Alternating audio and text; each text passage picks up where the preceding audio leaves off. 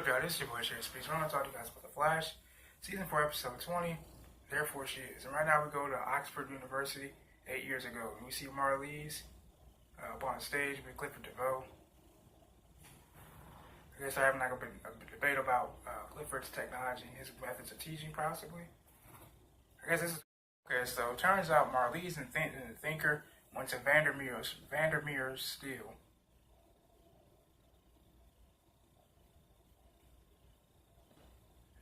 So apparently it's a robbery and a suicide. The security guard shot himself, so even Joe said it smells like some mental madness to him. So he's most likely right. I mean, yeah, duh. I mean, I met a human like the Thinker. Please.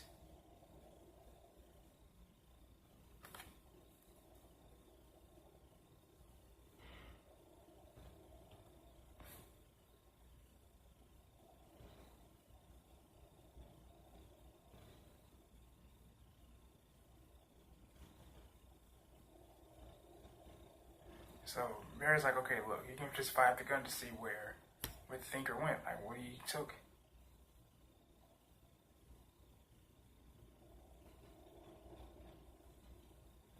So she was like, Barry, I don't really feel like we're getting blasted, so I'm pretty sure there's another way we can do this. Is this solar panel? So it's a solar panel that absorbs energy at 400% proficiency.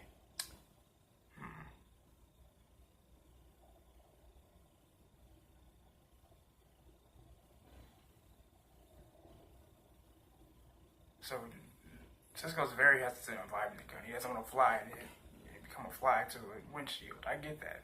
I wouldn't want to do it either.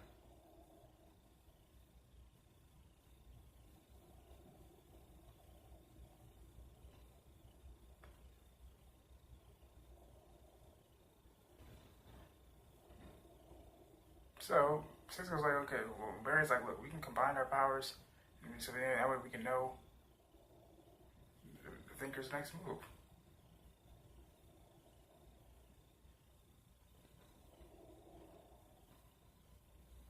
So Joe has a surprise for Cecile, but he can't tell Harry because then Cecile will read her mind and she'll find out. And Iris will pretty much do the same thing. She'll probably get excited and spill. And then, or Cecile could just read her mind as well.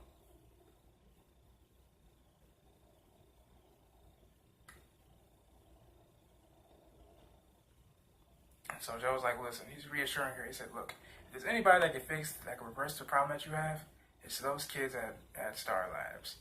But now we're getting a flashback of the Thinker, DeVoe, and Marlize, I guess on their first date. They're in a park, sitting against a tree, sipping some wine, talking, laughing. You know, traditional couple stuff. And I can really tell that Marlize is really missing those times right now. You know, he's completely went off the deep end. He's not even the man that she married anymore, literally. Like, he literally is not the man that she's married anymore. Mentally, psychologically, probably emotionally too, and possibly physically.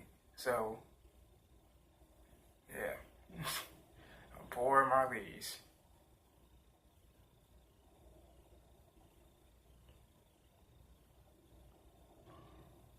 So, you know, Marlize's phone went off the hook. He's like, all right, you know, although sometimes technology can create the perfect moments for us. So he takes his hand out.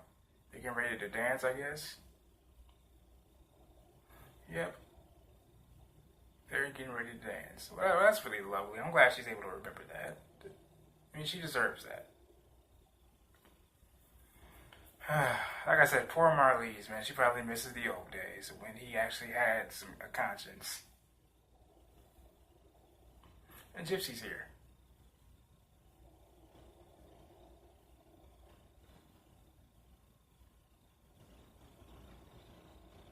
So Gypsy says in order to go by, they have to be completely in sync.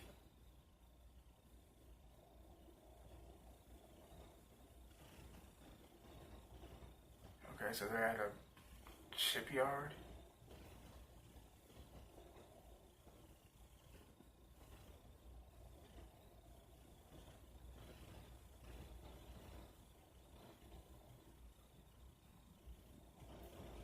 Alright, so now they got information that they're down, that DeVoe's gonna steal something from a dock, a shipping yard, with a container marked 16. And Barry's like, alright, he's got to steal it from us then.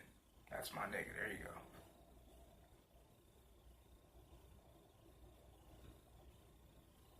Actually, this container you can't let me have. Well, this one in particular. Okay, and Barry gets whisked into where the northern lights are.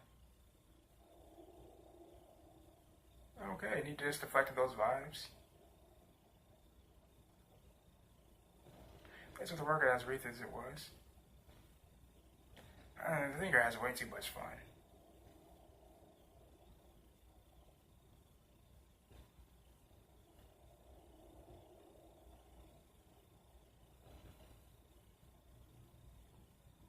So Gypsy's like, well, that's because someone's vibe wasn't clear enough. She's like, are you blaming me?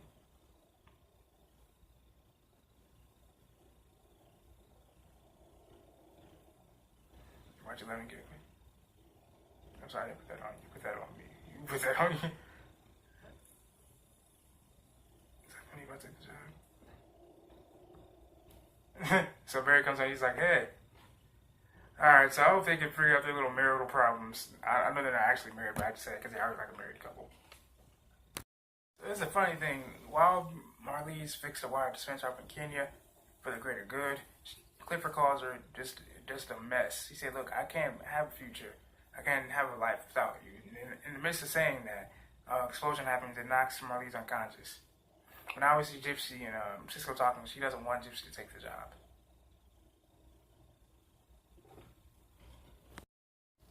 So it turns out Gypsy, she doesn't want to have to leave her job because the agency means too much to her. Obviously, Cisco realizes that, but he doesn't want anything to be over between the two of them, so I know he's going to fight for his relationship, the love that he has for Gypsy. And so now Barry's telling him, listen, it's a multiple machines. It's not just one machine. Okay, so DeVoe just shrunk every damn, both basically the machines that he's had so far to very, very, very minuscule. I already smell a big boss fight happening pretty soon. Big ups. Alright guys, we're back, and it looks like Marlize is setting up for the big deal. But the Flash, oh shit, the Flash knocked DeVoe right off his ass. As if she stopped Marlize, knock him out and then cuff him. Just said enough and just hit Barry with some shit. Oh shit, then Caitlin just froze DeVoe. And then Caitlin's like, Naira's like, Caitlin, what are you doing? He said, bringing her back. Should not be seen, should be seen, not heard. Looks like DeVoe's pretty much lifting up Gypsy.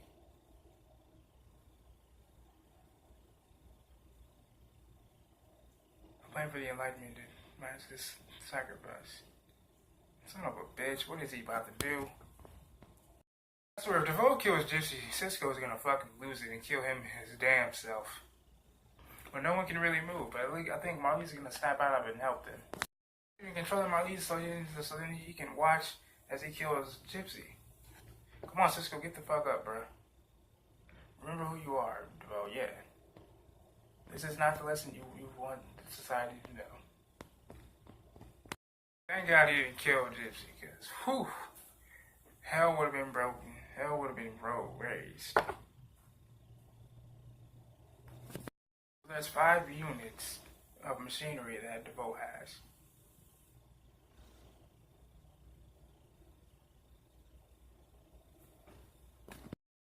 In other words, DeVoe is just trying to make a hell rainstorm of dark matter to affect everyone's brains.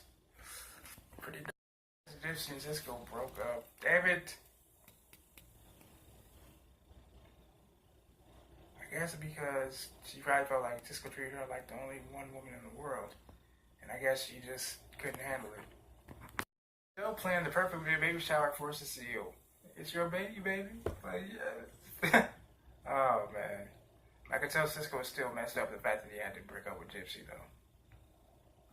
We get one final flashback between Clifford and Marlize back when she was in Kenya in the Peace Corps from the looks of it. And this is how they pretty much got back together. Because remember what I told you? Clifford was pretty much a wreck without Marlize. He didn't know how to live his life without her, so when the explosion happened in Kenya, he was right there for her, and that's what we're seeing right now.